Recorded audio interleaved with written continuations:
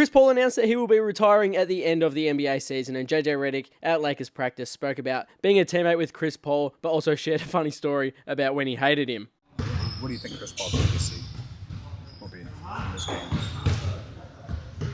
It'll be whatever people decide it is. I'm not going to craft a narrative. I just know him as a human being and a teammate and a brother, and the arc of our relationship is very interesting, from going for a decade plus of quite literally hating each other to feeling like he's a part of my family, and getting to watch him evolve as a player, as a competitor, as a leader in the later stages, particularly after I retired, has been actually really fun for me. It's, I think, rare that you see guys who have accomplished as much as he's accomplished to grow in the ways that he grew, both as a player and a person. And we used to talk about this with the Clippers all the time, like squeezing the juice out of a possession, and he was the master at that. He squeezed the juice out of every possession, and that's like the micro version of him, is just manipulating the game, thinking the game, squeezing the juice out of every possession.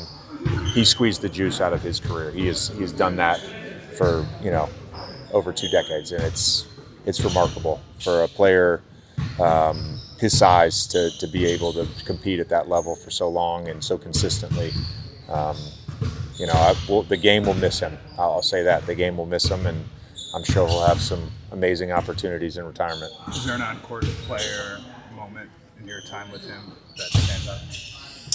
My rookie year, I was in a suit, and this is when we hated each other. And he came over during a dead ball. He was in the left corner, and I was behind the bench. And he goes, "Yeah, this is a lot different from college, isn't it, JJ?" And I said, "I fucking hate that guy." Yeah. That tracks. Why did he pick you out?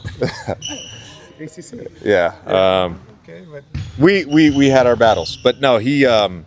When I was his teammate, the thing that I loved the most was our nonverbal synergy, and it's hard to capture that in like a single play or a single moment. But I always talk about teams feeling like an organism that function together, and when a team is really functioning together, there's a connective tissue to that.